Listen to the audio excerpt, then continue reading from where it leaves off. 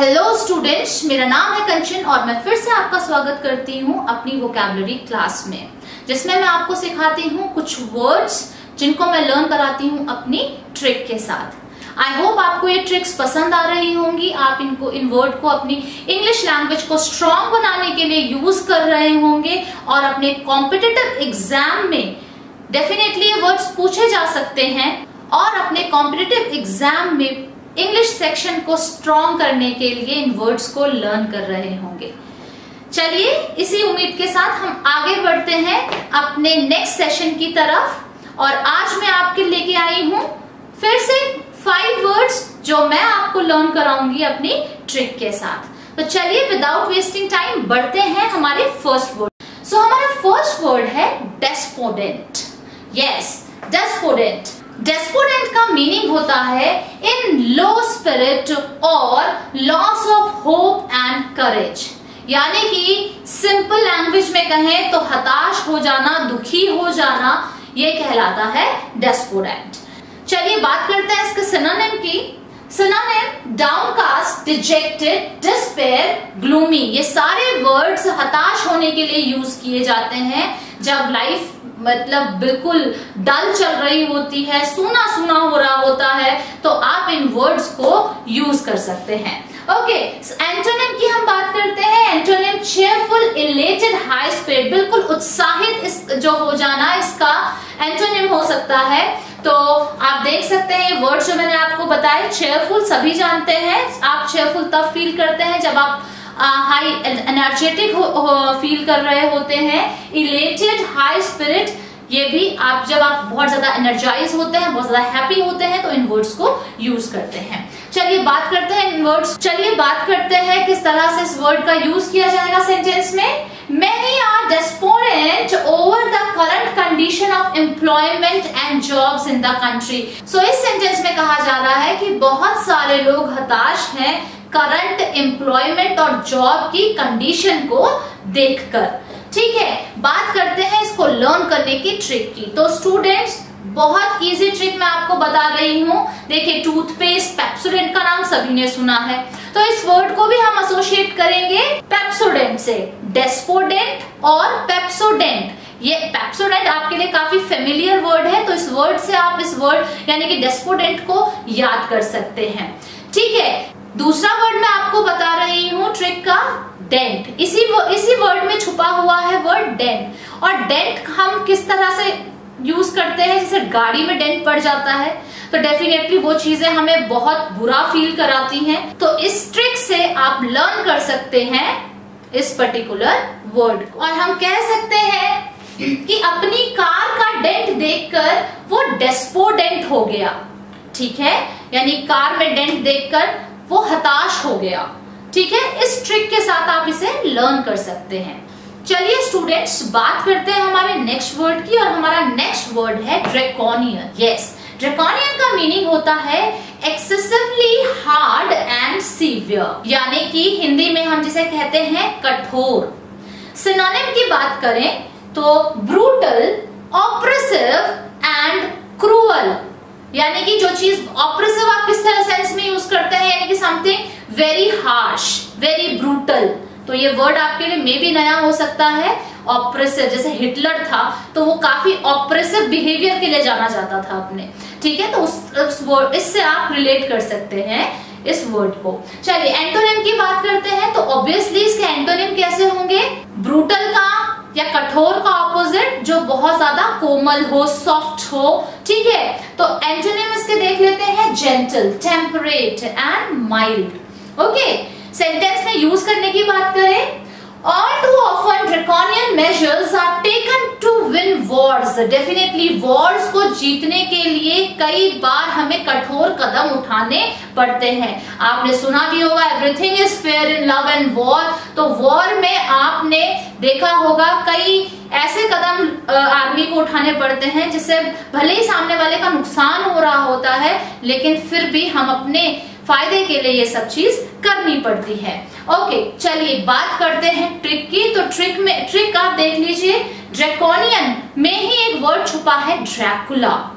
अब ड्रैकुला यानी कि एक मॉन्स्टर से हमने इसे रिलेट कर दिया है, और जब आप ड्रैकोनियन बिहेवियर शो करते हैं तो डेफिनेटली वो पर्सन ड्रैकुला लाइक हो जाता है। ड्रैकुला ये वर्ड बहुत कॉमन है, इस वर्ड को आप रिलेट कर सकते हैं ड्रैकोनियन से। चलिए, सो हमारा नेक्स्ट वर्ड है एक्सोनरेट। एक्सोनरेट का मीनिंग होता है फ्री फ्रॉम रिस्पॉन्सिबिलिटी और ब्लेम, यानी कि हिंदी में कहते हैं इसे हक बहाल करना, यानी किसी चीज से फ्री हो जाना। सो बात करते हैं इसके सिनोनिम की।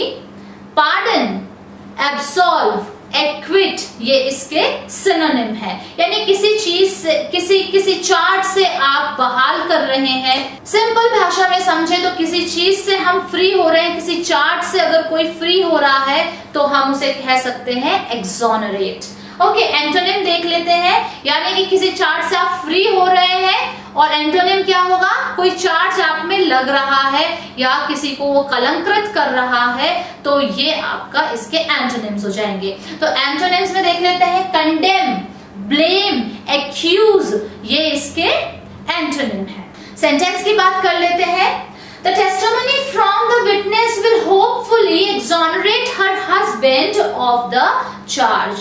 यानी कि जो टेस्टिमनी होता है एविडेंस, जो एविडेंस विटनेस ने दिए हैं वो हो सकता है उसके हस्बैंड को उस गिल्ट से, उस चार्ज से फ्री कर दे, उस क्राइम से फ्री कर दे। ठीक है, अब इसे ट्रिक देख लेते हैं। देखिए इसमें एक वर्ड छुपा है ऑनेस्ट। ऑनेस्ट में भी आपके लिए नया वर्ड हो, पर कोई बात नहीं, ये वर्ड से आप एक और अगर नया वर्ड सीख रहे हैं तो ये आपका ही फायदा है। ठीक है, सो ऑनेस्ट, ऑनेस्ट का मतलब होता है रिस्पॉन्सिबिलिटी। अब उसके आगे लग गया एक्स। एक्स का मतलब होता है जो चीज भूतपूर्व में चली गई, जैसे एक्सपायर आपने सुना होगा। ठीक है, तो यानी कि वो चीज हो चुकी है, अब वो उस चीज से फ्री है। सो एक्सोनस आप इस तरह से आप लर्न कर सकते हैं, एक्स प्लस ऑनस, यानी कि रिस्पॉन्सिबिलिटी से फ्री हो जाना आपका कहलाएगा एक्सोनरेट। ठीक है, ऑनस यानी रिस्पॉन्सिबिलिटी और फ्री फ्रॉम इट यानी एक्सोनरेट। तो चलिए बात करते हैं हमारे नेक्स्ट वर्ड की, और हमारा नेक्स्ट वर्ड है हेगेमनी। हेगेमनी का मीनिंग होता है इन्फ्लुएंस, अथॉरिटी और सुप्रीमेसी, यानी किसी चीज में आप अपना आधिपत्य साबित कर रहे हैं या आप किसी चीज में प्रमुख हैं, इंपॉर्टेंट फिगर हैं, तो आप हेगेमनी बोल सकते हैं उस पर्टिकुलर चीज को। सेंटेंस की अगर हम बात करें, अगर हम इसके सिनोनिम की बात करें, लीडरशिप और प्रीडोमिनेंस, यानी किसी चीज पे अधिकार, डोमिनेशन शो करना, तो दैट इज कॉल्ड। अगर हम इसके सिनोनिम की बात करें तो सिनोनिम आप देख सकते हैं leadership, predominance, these are the synonym for हेगेमनी। यानी कि जब आप किसी अथॉरिटी में हैं तो डेफिनेटली आप लीडर हैं, इसीलिए लीडरशिप इसका सिनोनिम है, और दूसरा आप इन्फ्लुएंसिंग नेचर के होंगे तो इसीलिए प्रीडोमिनेंस इसका सिनोनिम है। चलिए बात करते हैं इसके एंटोनिम की। इम्पोर्टेंस, यानी कि जब आप किसी काम के लायक ना हो तो वहां कहा जाता है इम्पोर्टेंस।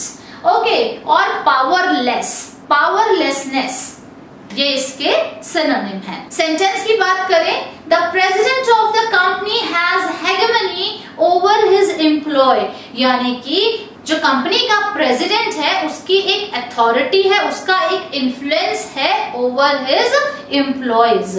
डेफिनेटली ये सभी का होता है, सभी कंपनीज में ये होता है। ट्रिक देख लेते हैं इसको लर्न करने की, कि मनी आते ही सब अपनी हेगेमनी चलाते हैं। इसका मतलब ये है कि जैसे ही पैसा आता है सभी अपनी अपनी चलाते हैं, अपनी अपनी डोमिनेंस शो करते हैं। तो इस तरीके से आप इस वर्ड को लर्न कर सकते हैं। चलिए, so let's move on to the next word. The next word is जोकंट। जोकंट का मीनिंग होता है समवन हु इज चेयरफुल और मैरी, और we can say light hearted person. Hindi में बात करें तो प्रफुल्लित और उत्साहित जो होता है उसको हम जोकंट कहते हैं। सिनोनिम की बात देख लेते हैं, इलेटेड, जॉली एंड जोकस, ये इसके सिनोनिम है।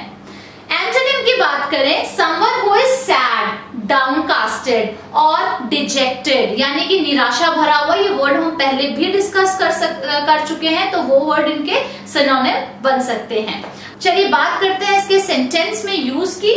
The jocund song put everyone in a happy frame of mind, यानी कि जो उत्साहित करने वाले पेपी सॉन्ग्स होते हैं वो डेफिनेटली सबको एनर्जाइज कर देते हैं, हाई स्पिरिट यानी हैप्पी कर देते हैं, इट मीन्स jocund कर देते हैं। चलिए बात करते हैं इसकी trick. Cracking jokes make him jocund, यानी कि उसकी जो जोक क्रैक करने की आदत थी उससे क्या फील होता था, उसको क्या बना देता था, जोकन बना देता। डेफिनेटली वो उसका हंसने और हंसाने का काम था। तो इस तरह से हम इस वर्ड को रिलेट कर सकते हैं, cracking jokes makes him जोकंड। So students, I hope ये वर्ड्स आपको पसंद आए होंगे और मेरी ट्रिक के साथ आप इनको इजीली लर्न कर पाएंगे। आपके कॉम्पिटिटिव एग्जाम के लिए मैं लाती रहूंगी इस तरह के बहुत सारे वर्ड्स जो आपके प्रीवियस ईयर एग्जाम्स में आए हैं, या फिर आपके न्यूज़पेपर द हिंदू न्यूज़पेपर को मैं रेफर करती हूँ, और इन न्यूज़पेपर में यूज होने वाले इंपॉर्टेंट वर्ड्स हैं जो है मैं आपके लिए लेके आती रहूंगी। Till then, thank you. तो अगर आपको हमारा वीडियो पसंद आया तो प्लीज लाइक का बटन दबाइए, ज्यादा से ज्यादा शेयर करिए, हमारे चैनल को सब्सक्राइब करिए और जल्दी से जल्दी नोटिफिकेशन पाने के लिए बेल आइकन को जरूर हिट कीजिए। Thank you.